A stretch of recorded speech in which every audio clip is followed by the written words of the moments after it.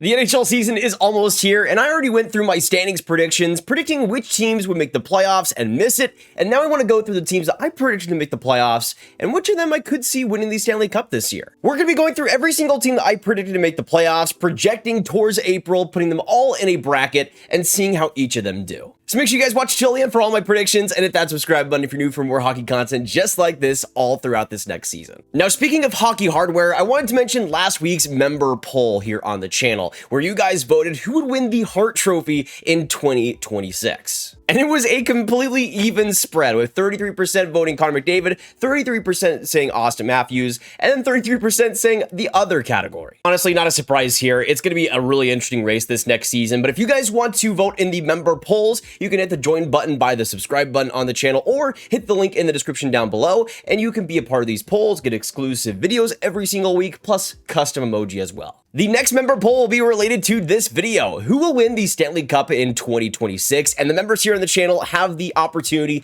to make their voices heard. I have the three, betting favorites out there with the Florida Panthers, the Carolina Hurricanes, and the Edmonton Oilers, but you can also choose another option and comment down below who you think will win. A humongous shout out to the current members. Their names will be up here on the screen, and it's a great way to support the channel and make your voice heard in the weekly member polls. Now, I did want to mention before we get into the Stanley Cup predictions that I did change my standings predictions a little bit. We, of course, had some big performances in the preseason, but also some pretty major injuries that have changed my predictions quite a bit. Nothing has changed in terms of who I see making and missing the playoffs, but some of these division spots have become different. The Central does have a couple of differences, though. Mainly, I switched the Dallas Stars and the Winnipeg Jets in placements. The Jets have been dealing with some pretty big injuries, and I'm already pretty wary about that center group and how much the Jets will be able to replicate last season. So even though I still see them making the playoffs, they're down to third in the Central. In the Metro, I gave the New Jersey Devils a couple more points. The Luke Hughes signing is pretty massive, and I think I gave the Pittsburgh Penguins a few more points as well, but nothing major there. The Atlantic, though, is where things have changed quite a bit, namely, of course, with the Florida Panthers, with the massive Alexander Barkov injury. I do think that makes the regular season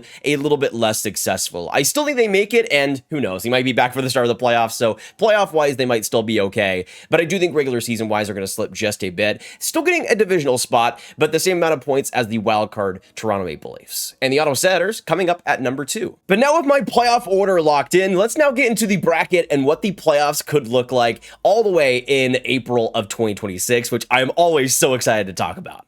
When we go on my predictions, we will end up in the Central Division with the Colorado Avalanche in that number 1 spot, facing the wild card 1 in the St. Louis Blues. Some amazing bad blood with these teams over the last few years, and I would die for this matchup. Beginning into the predictions, this one will be interesting because I think both of these teams have a lot to prove this next year. St. Louis was able to really breathe some new life into that team last year. How much is that going to be able to carry over? Will Jimmy Stugger be able to take a big step while players like Philip Broberg on that defense continue to improve? Will Jordan Binnington be at the level he was at over the last couple of seasons, where he's really been able to find some consistency? That will be the big thing, I think, for St. Louis heading in. But for Colorado, one of the big reasons why I think they will be one of the most impressive, one of the most scary teams is just because I think they're going to get a lot more energy than they were last year. They're going to have the guys they had full time, and get players like Brock Nelson and Mackenzie Blackwood over the course of a full season, and especially in Blackwood's case, I think that'll be vital for them. But you're also going to have Valeri Nichushkin, hopefully for a full healthy season. You're going to have Gabriel Landeskog back full time. You're going to have Marty Necas in a contract year, which even though his contract situation is looking a little bit icky, I still think he has a lot to prove for himself and will do that for Colorado. So I think they just have a ton going for them. And even though I still think the depth is a bit of an issue on the forward group, I think the rest of the team will make up for it, at least as of right now. With all that said, though, the Blues last year, and they were, of course, a pretty miraculous team coming in that second half, were able to put the Jets right on the brink, a team that had dominated in every respect heading into that series. So St. Louis has experience going against the contenders in the Central Division and getting some pretty good results. What a hard series to predict, man. It could go all over the place, but in the end, I do see the Colorado Avalanche just winning in 7. Maybe another overtime heartbreaker for the Blues, but either way, the Avs move on. Keeping on in the Western Conference, let's go on to what the projected Central 2 versus Central 3 team matchup would be, with the Dallas Stars facing the Winnipeg Jets. And we already have a rematch of a series from last year, with the second round last year just being a bloodbath, like I presumed it would be. It was exhilarating, though, and one of my favorite series from last year. Obviously, a bit biased as a Stars fan, but still. This one is hard to project because I still have some pretty clear issues with the Jets, but let's say that center situation is able to find a little bit more health, and it looks a little bit better towards the playoffs. That could be a boost towards Winnipeg. And the biggest wild card every single year with them is Connor Hellebuck and how he ends up playing, because that seems to always be the issue, always be the concern, and it always ends up being a concern. At this point, I'm with Connor Hellebuck in the playoffs where I'm at with the Buffalo Sabres. I'm at I'll believe it when I see it mode, and nothing until then. And we saw some stretches last year where he was okay. Again, looked better in the second half in that series versus St. Louis, but it just wasn't enough consistently to be a really threatening presence like he always is in the regular season. So for that, I'm going to put my Dallas Stars to win this series in 6 games.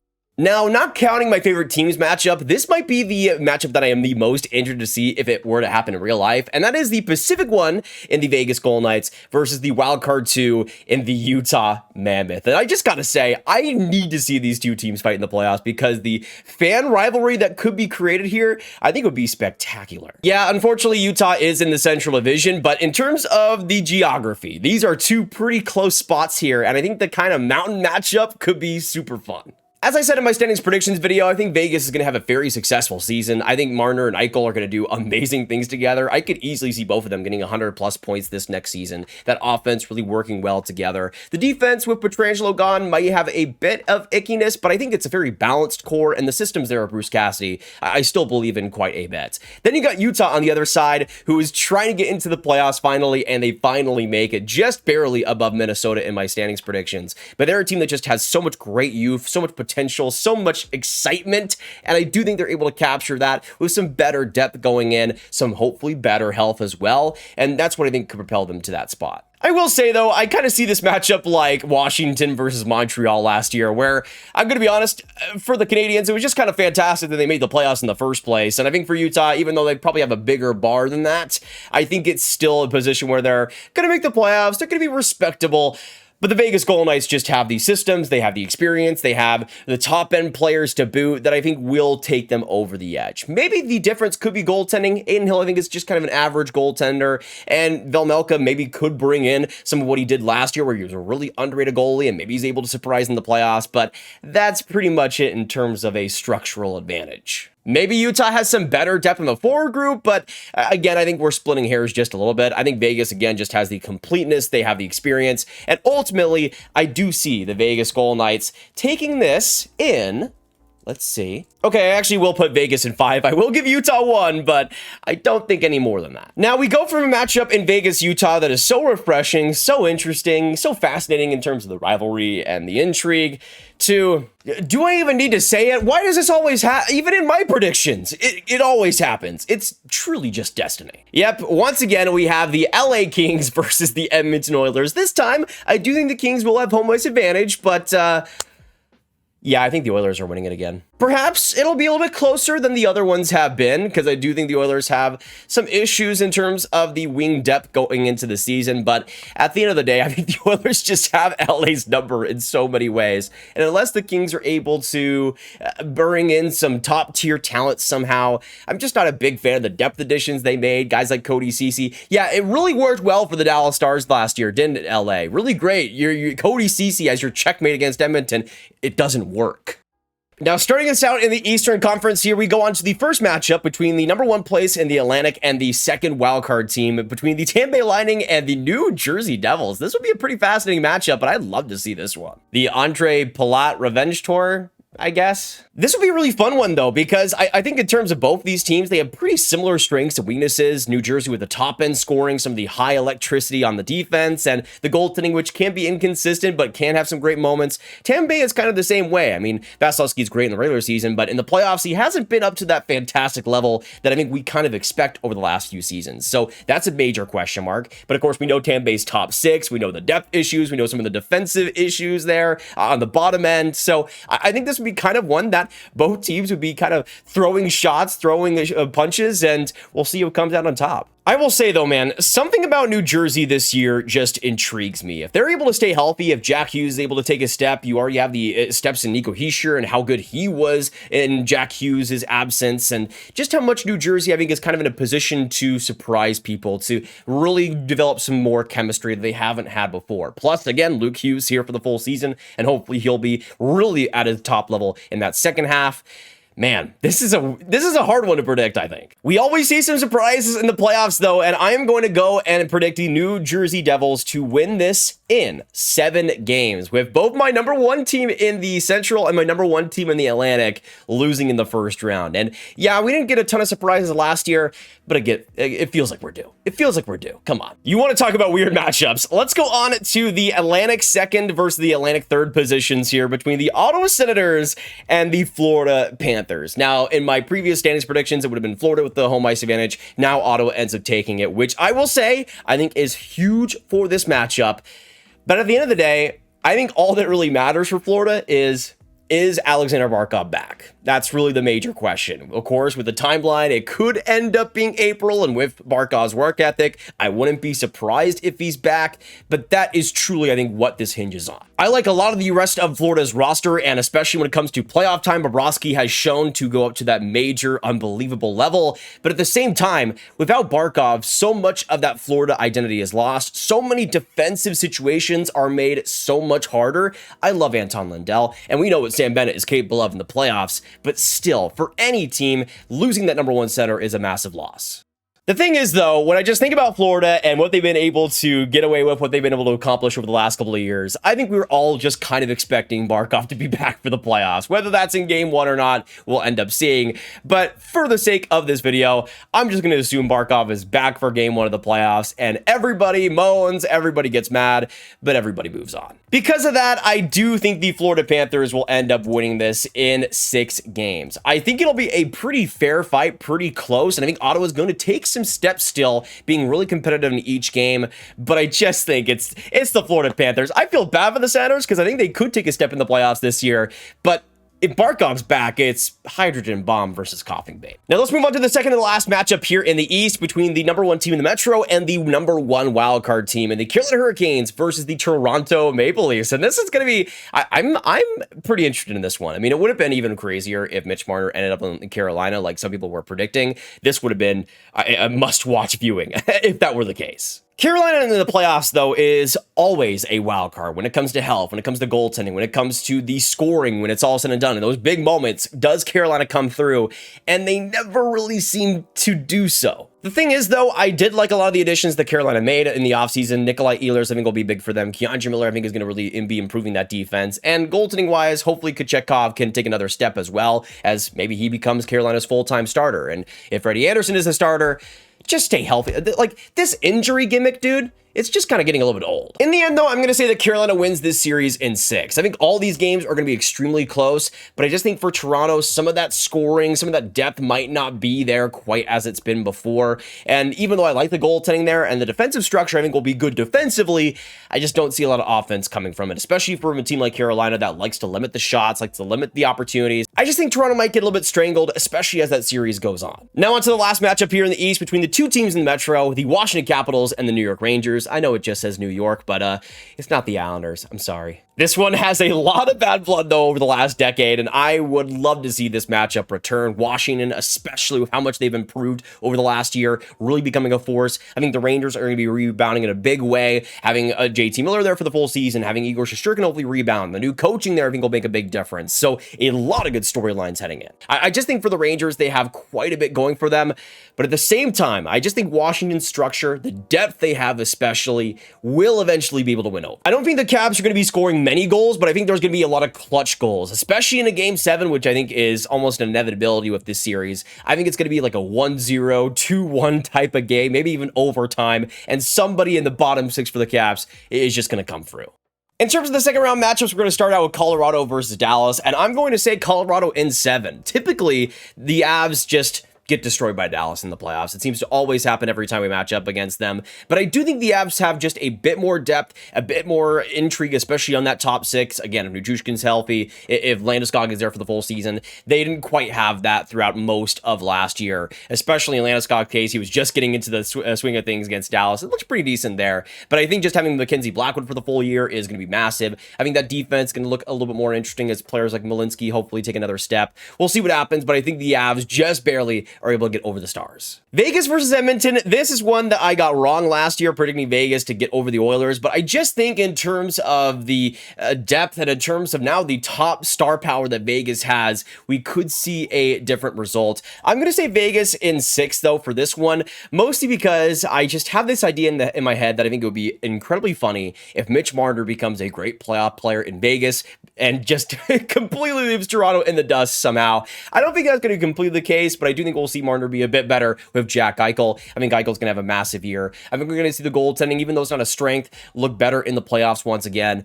But it'll be a bit of an intriguing one. I think for Vegas, they might have to make some additions at the deadline. Edmonton, of course, has the advantage over them history-wise, and maybe Ingram is able to become the starter. But I just think for Edmonton, some of the issues on the wings, when it comes to that depth especially, will come back to bite them eventually. On to the Eastern Conference, we first start out with Florida versus New Jersey, and just like New Jersey versus Tampa, I think this would be a crazy matchup in terms of the intensity, in terms of the top-end scoring potential. There's just a lot to love there. But I did say that Barkov would be back against Ottawa, so he's back in this series, and you, of course, have Tkachuk fully healthy. You have the rest of the Florida Panthers still there. New Jersey's going to have their work cut out for them. I just think the big difference when it comes to both of these teams is that a lot of New Jersey's top-end players just aren't quite proven in the playoffs, nor are they quote-unquote playoff players. Florida has been there in so many ways, and a lot of their guys just have that it factor. They have that ability to rise in the playoffs, and New Jersey just has not been able to string any consistency in the playoffs together. They've had some good moments here and there. You had this first round matchup versus the Rangers, which they won. But it just seems like when the going gets tough, the top end guys for the Devils aren't able to even be there. They might even be injured. So I just think for Florida, they have the advantage there pretty clearly. I mean, they have the goaltending advantage. They have the structure advantage. Maybe not the top end. Maybe you could prefer guys like Jack Hughes and Nico Hischier, but still, even in the top end, guys like Barkov, Tkachuk, Reinhart, it's just insane. And they have Brad Marchand back. It's Florida. I think New Jersey will put up a fight, but I'm going to say Florida in 5 games. Now we go into the last matchup here between Carolina and Washington, another one that we saw in last year's playoffs with the Carolina Hurricanes winning that matchup, then getting trounced by the Florida Panthers. This one, though, I think will end up being different because I just have a feeling about Washington as well. They're a team that, even though they might not have the same amount of regular season success as they had last year, a lot of those younger guys have a lot more experience in the playoffs, and I think are a lot more ready for what the playoffs are going to bring.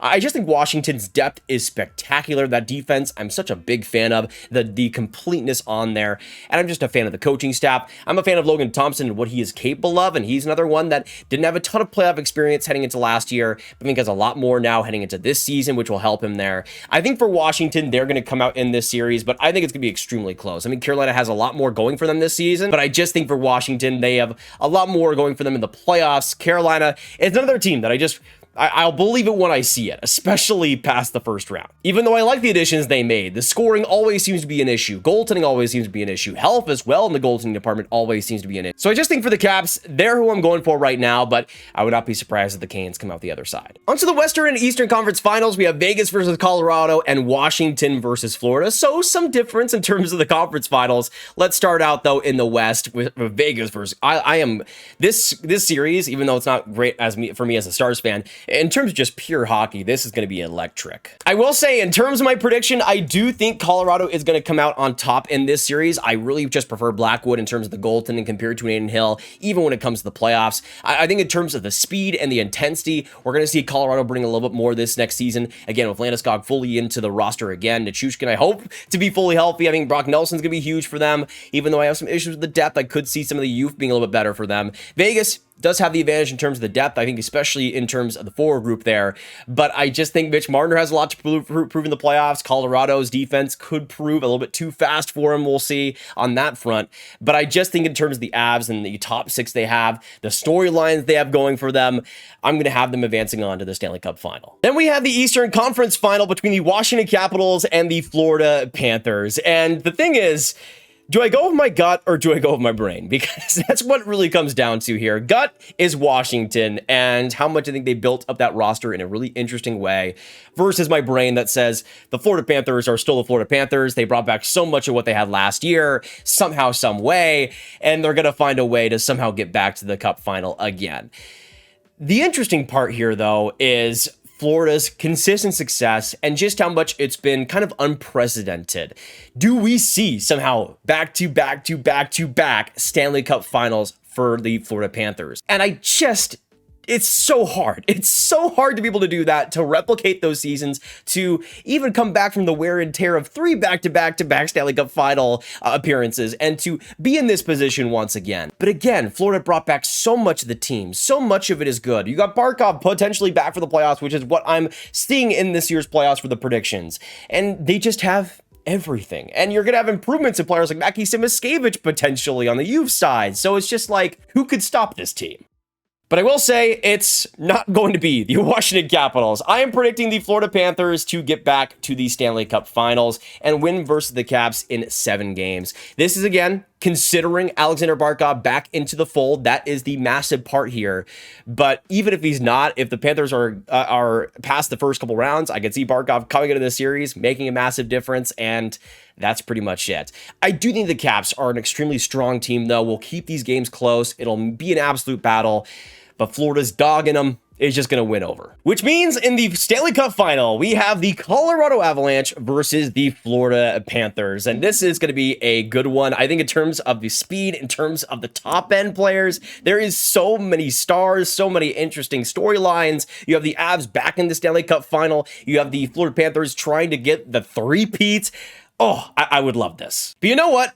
Great runs always have to come to an end at some point. And I just think for Florida, even though they're going to get there, they're going to get all the way, I think it's just poetic justice, and it's something the hockey gods would absolutely create, that the Florida Panthers would get all the way there just to lose to the Colorado Avalanche. And you know what? We're going to have it right now that I have the Colorado Avalanche winning in 6 games versus the Florida Panthers and being the 2026 Stanley Cup champions. In terms of the raw on paper numbers and what these two teams are having at it, I think they're pretty similar in terms of a lot of things. I do give the depth advantage to Florida, but I will say, I think this is a prove-it year for the top-end guys in Colorado, guys like McKinnon, guys like Makar, to prove that 2022 wasn't a fluke, that they can get back to this level again and win another Stanley. I just think for Colorado, especially when you compare it to a team like Florida, Florida's already had so much success. Their bellies are full. But Colorado, I think, is going to be hungry. I think they're going to be so hungry to prove themselves, get back to that level, to be Stanley Cup champions again,